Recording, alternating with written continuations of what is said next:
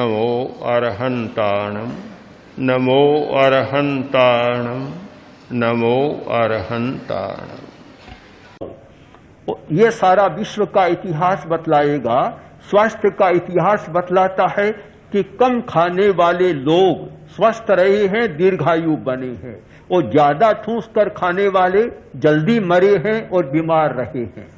उनोदरी भी उपवास से कम नहीं है, अनशन से कम नहीं है। अप्पाहारा, अल्पाहार, कम खाओ। धारणा बन गई इतना तो रोज खाना ही चाहिए। प्राचीन काल की धारणा भिन्न थी। प्राचीन काल में नाश्ता नहीं होता था। आज यह आंदोलन चल रहा है कि नाश्ता छोड़ो, स्वस्थ रहना है तो नाश्ता छोड़ो। यह आज चल रहा है, लेकिन उस समय तो नाश्ता नहीं था। जब नाश्ता ही नहीं था तो उठते ही टी पीने की तो बात ही नहीं थी। कोई नाश्ता नहीं था, केवल एक भक्तम च भोजनम, एक भक्त का भोजन। जो एक भक्त भोजन करता है, एक बार भोजन करता है, बीमारियों की आशंका अपने आप कम हो जाएगी। हम देखते हैं महावीर ने जितने कष्ट सहे, उनके शरीर ने इतने कष्टों को झेला, ताकत कहां से आई? कहां से आई ताकत? अल्प भोजन के कारण ताकत खर्च कम होती थी। कारण है कि हमारी प्राण ऊर्जा पैदा होती है नाभि के आसपास, जिसे हठ योग में समान प्राण कहा गया। 5 प्रकार के प्राण, उनमें समान प्राण। यह समान प्राण ऊर्जा पैदा करता है। ऊर्जा पैदा करने का एक यंत्र है यह नाभि का परिपाक। ऊर्जा पैदा होती है और वह ऊर्जा सारे शरीर के लिए संचालक शक्ति बनती है। किंतु ज्यादा खाने वाला है, ऊर्जा कम हो जाएगी। समान प्राण भी कम काम करेगा, अपान भी कम काम करेगा। यह निश्चित है कि ज्यादा भोजन और कब्ज दोनों का गठबंधन, कि ज्यादा खाओ कब्ज बनेगी। सोचते तो यह है कि ज्यादा खाएं तो रेचन अच्छा हो जाएगा, कब्ज नहीं रहेगी। किंतु ज्यादा खाओगे इसका मतलब है कब्ज हो जाएगी। इसका कारण साफ है कि वह पचेगा नहीं, कच्चा रस बनेगा तो कच्चा रस निकलना मुश्किल होता है। सीधा पानी नाली में से जा सकता है, किंतु गंदा पानी, कीचड़ साथ में आ गया तो नाली के बीच में ही रुका पड़ा रहेगा, रास्ता भी बंद हो जाएगा। कब्ज का सबसे बड़ा कारण है अति भोजन या गरिष्ठ भोजन जो पचता नहीं है। तो प्राण ऊर्जा पैदा नहीं होगी, और प्राण ऊर्जा पैदा नहीं होगी तो फिर सारी बीमारियां, सुस्ती, मन की उदासी, बेचैनी, घबराहट, ये सारी स्थितियां पैदा रहेगी। अल्प आहार, कम खाना, ऊनोदरी करना बहुत बड़ा तत्व है। भगवान ने बतलाया उस समय की भाषा में, एक पुरुष का आहार 32 कवल होता है। 32 कवल।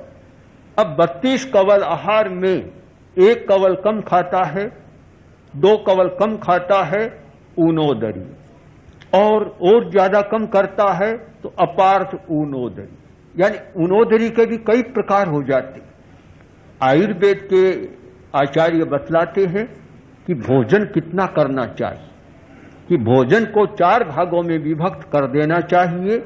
2 भाग तो भोजन, जितनी भूख हो उसका 2 भाग भोजन, 1 भाग पानी के लिए और 1 भाग खाने के बाद जो वायु बनती है उसके लिए। अब 4 भाग एक साथ ही कर लेता है तो न पानी के लिए अवकाश रहता है न वायु के लिए रहता। तब कहते हैं पेट पर अफारा आ गया, आंतें फट रही है, वह स्थिति बन जाती है। और स्थिति ऐसी बनती है जो भोजन भट्ट कहलाते हैं ना, भोजन भट्ट। कोई एक कहानी आती है कि मथुरा की या वहां की कोई कहानी है। सास ने कहा कि बहुरानी खाट बिछा दो। क्यों? कि तुम्हारा ससुर भोजन करने गया है, आने के बाद एक क्षण भी टिक नहीं पाएगा, उसे लेटना पड़ेगा, इसलिए खाट पहले से तैयार कर दो। वह बोली, सास ऐसा होता है, हमारे यहाँ तो ऐसा नहीं होता। तो क्या होता है? हमारे यहाँ तो जब भोजन करने जाते हैं पैदल, लाना होता है खाट में डालकर। ये स्थिति बन जाती है। तो ऐसे लोग भोजन भट्ट तो हो सकते, किंतु और कोई बड़ा काम नहीं कर सकते। बड़ा काम करने के लिए पेट को काफी विश्राम देना पड़ता है, तो उसमें ऊनोदरी का बहुत बड़ा महत्व है। वृत्ति संक्षेप करना यह आज बहुत महत्वपूर्ण बन गया। हमारे जैनों में परंपरा रही, आज 5 द्रव्य से ज्यादा नहीं खाऊंगा। और एक विकास हुआ आयम दिल का, तो बस केवल एक अनाज। लोग तो सोचते हैं कि आहार संतुलित नहीं हुआ, भोजन संतुलित नहीं हुआ, किंतु एक आहार करने वाले बहुत बार स्वास्थ्य को ठीक कर लेते, ठीक हो जाता है। प्राकृतिक चिकित्सा का जो सिद्धांत रहा, एक साथ बहुत चीजें मत खाओ। मैंने स्वयं प्राकृतिक चिकित्सा बहुत वर्ष पहले कराई थी, तो जो प्राकृतिक चिकित्सक था माता दीन, उसने कहा कि आप शीरा खाना चाहें तो खा सकते हैं। मैंने कहा मैं तो खाता नहीं हूं। कि खाना चाहे तो खा सकते हैं, पर एक शर्त है कि केवल शीरा ही खाएं और कुछ मत खाएं, साथ बस एक ही चीज खा ले। तो यह प्रयोग हमने तो नहीं किया खाने का, पर एक सिद्धांत है उनका कि एक चीज खाओ या कम चीजें खाओ।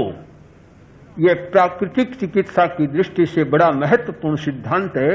यह जो द्रव्य का विवेक है बहुत महत्वपूर्ण है कि इतनी से ज्यादा चीजें नहीं खाएंगे। आजकल तो यह संभव नहीं है, और आजकल की बारातों में तो संभव नहीं है। आज तो यह मान लिया कि बारात आई, 150 आइटम न बनाए तो फिर बारात आई ही क्या। एक भाई आया और बोला कि मैंने अमुक होटल में दिल्ली में शादी की अपनी लड़की की, और इतने आइटम बनाए 50-60 कि एक और भी पूरा नहीं चख सकता। तो मैंने तत्काल कहा, तुमने ये काम तो किया, पर साथ में एक हॉस्पिटल बनाया या नहीं बनाया? क्योंकि इतनी चीजें बनाई है, इतना खाएगा तो बीमार होना जरूरी है। और बहुत सारे होते ही हैं, बारात के बाद बहुत लोग बीमार पड़ जाते हैं। कईयों को तो वहीं हार्ट फेल भी हो जाता है, निकलते निकलते।